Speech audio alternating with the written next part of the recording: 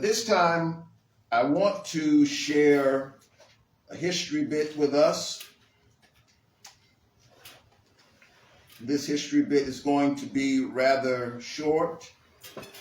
Normally, our history bits are a bit lengthy, sometimes anywhere from 15 to 20 minutes, but today we want to just share a history bit that has to do with the Moedim being celebrated prior to the first covenant.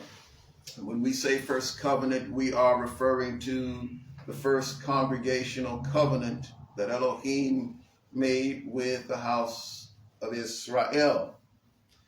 It has been assumed by many that the Moedim, the appointed times, commonly called the Feast of Yahuwah, were given specifically to the house of Israel, and that they were given for the purpose of only showing Mashiach to the Israelites. Many within the framework of both the Western Christian theological framework and also the Eastern Christian theological frameworks have a mindset and believe that the Feast of Yah are only important as it pertains to the house of Israel. But what I have discovered in reading some of the ancient books that many of the Eastern churches actually embrace and hold on to, one of which, called the Ethiopian Orthodox Tawahedo Church, they consider this particular book, called the Book of Jubilees, to be sacred. And there's something that I read in the 6th chapter of this book that caught my attention, that I found that was very, very significant. Because in this portion of scripture in Jubilees chapter 6, it concerns itself with Noah. And when Noah came out of the ark and offered sacrifice unto the Almighty of all of the clean animals, and the Most High made covenant with Noah. But here in Jubilees, the information that we find gives us details about one of the feasts that the Most High spoke to Moshe concerning. And so I want to read Jubilees chapter 6. I'm going to read verse 1, and then I'm going to read through verses 15 through 19. The first verse of Jubilees 6:1, it says, "And on the new moon of the 3rd month, he went forth from the ark and built an altar on that mountain." Verse 15. "And he gave to Noah and his sons a sign that there should not again be a flood on the earth. He set his bow in the cloud for a sign of the eternal covenant, that there should not again be a flood on the earth to destroy it all the days of the earth.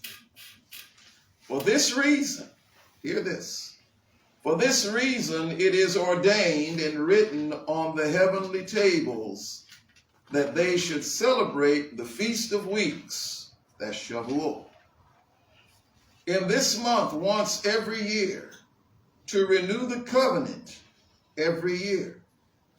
And this whole festival was celebrated in heaven from the day of creation until the days of Noah. 26 jubilees and 5 weeks of years. And Noah and his sons observed it for 7 jubilees and 1 week of years until the day of Noah's death. And from the day of Noah's death, his sons did away with it until the days of Abraham. And they ate blood. Verse 19. But Abraham observed it, and Isaac and Jacob and his children observed it up to thy days. And in thy days the children of Israel forgot it until you celebrated it anew on this mountain. Now it's believed, with regard to the Book of Jubilees, that Moshe wrote this book. And Elohim was giving him a history from creation and moving forward. This particular text tells us that Noah celebrated the Feast of Weeks, which is the wheat harvest celebration. Notice it says that he got off of the boat the new moon, which is the first day of the 3rd month of the biblical calendar. Now, when we talk about the biblical calendar and the months, the Almighty had already established what the months would be, when the beginning of the year would be. And some may have heard me say this from time to time, but when the Most High gave the Torah to Moshe, when he gave him the instruction about the Moedim, he was not giving Moshe new information. What he was doing was reestablishing through Moshe what had been rejected in history past. This is what Elohim was doing. So when we look at this text, we see in the 3rd month, see, when we celebrate Shavuot, I don't know whether you all realize this or not, because that's the next Moed that's coming, is Shavuot. We count 7 Sabbaths from Habikurim, and Habikurim occurs during the time of the 7 days of eating unleavened bread.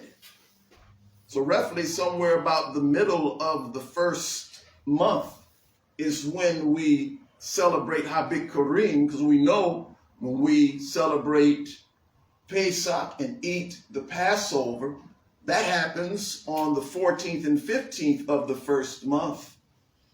So when you begin to count 7 Sabbaths, it takes you to the middle of the 3rd month. That's where it takes you. So we see here, when did Noah get off the boat? The 3rd month. And he celebrates Shavuot. The point that I'm making here by sharing this scripture text is just to clearly point out that the Moedim that we celebrate, these appointed times of Elohim that we have been commanded to keep, we are commanded to keep them because it is Elohim's appointed times that he has already ordained. He didn't just ordain it when he gave it to Moshe.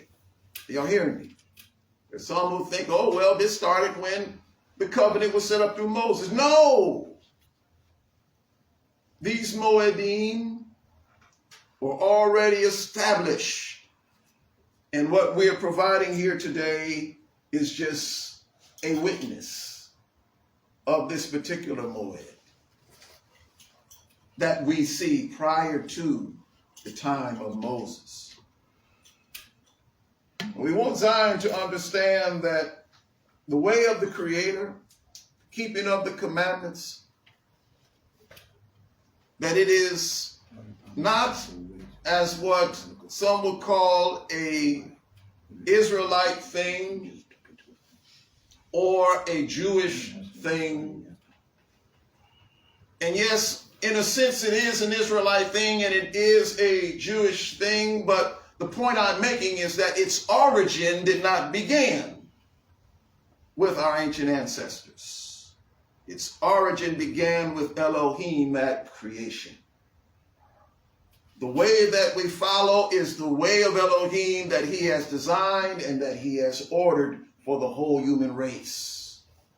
He didn't just come here and say, oh, well, I think I'll just create a religion in the earth and, we'll start with you, Moses. No, it's more to it than that.